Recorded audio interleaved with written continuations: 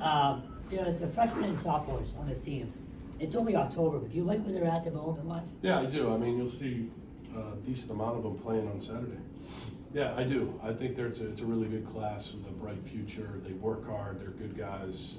They love football, and it's fun to coach them. So yeah, I like where they're at right now. You mentioned how it often comes down to 5 or 6 plays at the end of the game. What have you guys done this week to ensure those plays go? I mean, it's hard, Trevor. You just never know what those plays are going to be. It takes just one play, one guy to make a play that can turn a game, turn a season. We've had opportunities to do that, and we haven't been able to make those plays where we've made mistakes on those plays. So we have to just keep coaching it, showing it on tape, showing the positives when they do make a play, and hopefully we get it right. I guess just related to Kevin's question, I know you guys have had a lot of injuries. Who, in your opinion, has done a really good job of having that next man up mentality on the team? There's been a lot of guys. I mean, there has been a ton of injuries. That's no excuse. Make sure I'm clear. Not making any excuses. It's just a fact, especially on defense. But there's guys that have stepped in. I mean, we got some real tough guys. Max Tucker has stepped in. Ashton Cunningham. There's been defensive linemen that I think have done a good job. Owen McGowan has stepped up. So yeah, last week it was Robert Smith. Did a really nice job stepping in and starting for the first time. So I think there's been some good examples that I'm probably missing. Dawson Pugh, has done a pretty good job with Skeet out. So yeah, there's a lot of guys that have stepped up. Coach, on the road, just what's the importance of getting off to a good start when both teams are trying to get off their seasons back on track? Yeah, I mean, it's important, but it's not the be all and the end all. But we want to get off to a good start, but at the end of the day, it's a 60-minute game. So we have to do a good job. We've actually been able to get off to good starts. For us, it's the middle of the game, get up 14-0, next thing you know, it's a tie game. So, it's important to get off to a good start, no doubt about it. But every play is important. It's really hard to answer that question. It's a good question, but it's very difficult because there's not one play in the game that's more important than another play. Every single play is important in the game. Every play is a story unto itself, so we try to play it that way. Coach, as you know, BC hasn't won 8 games in 15 years. It's a real point of frustration for the fan base. Yeah. I know it's only your second year here, but is that like outside pressure something you use as motivation within the program, or is that something you try to shield your players and staff from as you build the team? No, I don't feel that. No, look, I'm a fan. I mean, I'm a fan of the Red Sox.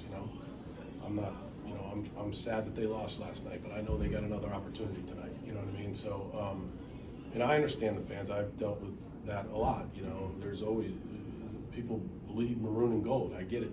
But at the end of the day, we're doing everything we can to improve and get better, and we want to win. Nobody wants to win more than we do. I can't really help their frustration. We're just working hard to get better, and get on the right track. What's been the message to the team coming off last week as you get ready for Pitt? Just, again, the message to the team is, again, what I've said all along, one play at a time. It only takes one play to turn a game, to turn a season. We're right there. We're very close. Close isn't good enough. Back to the fans, we understand that. We're not trying to make any excuses. We haven't made those plays. We haven't been able to coach it correctly or make those plays. So, it's got to start at some point. Why not this week? We got to go out there and do it. Pitt's a very good team. They play very hard, and we need to match that intensity and go see what happens. Pitt leads the ACC in sacks. What do you see from them in that area? Yeah, they got a great. Yeah, they do a good job defensively. They have good pressure package.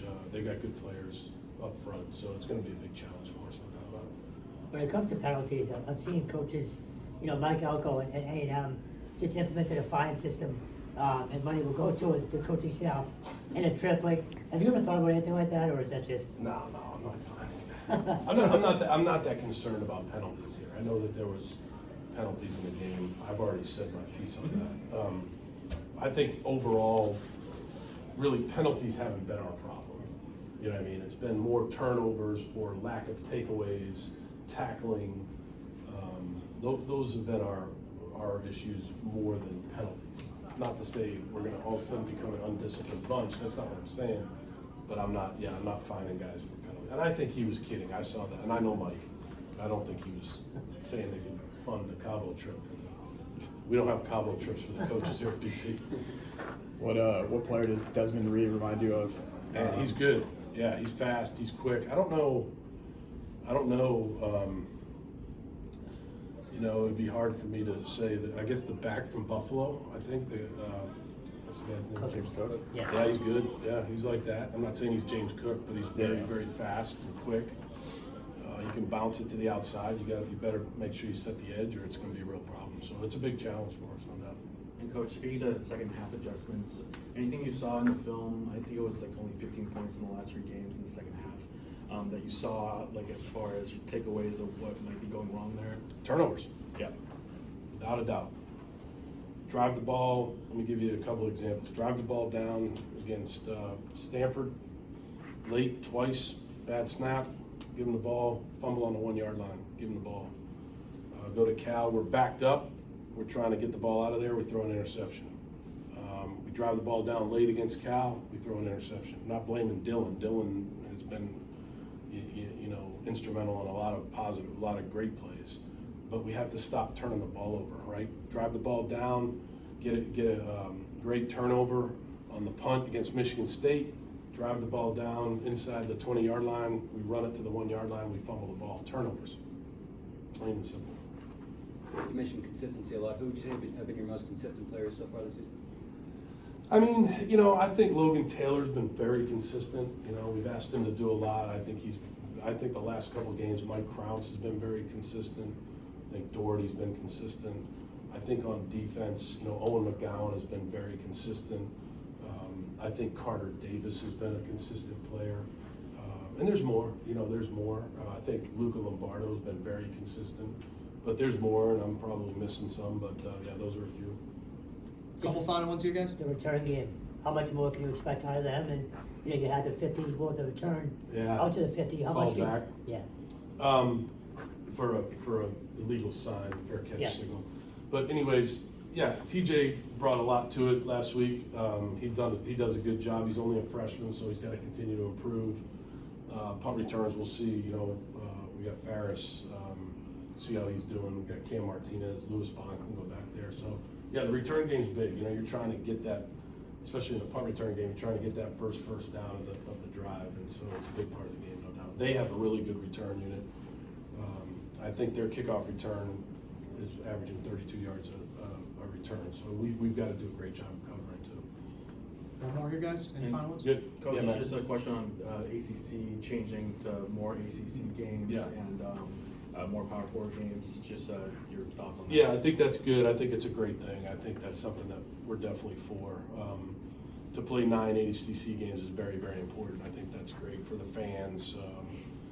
You know, even more home games. You know what I mean? That are premium type games. So no, I think it's awesome. I think it's a great thing. Thanks, Coach. Thanks, Coach.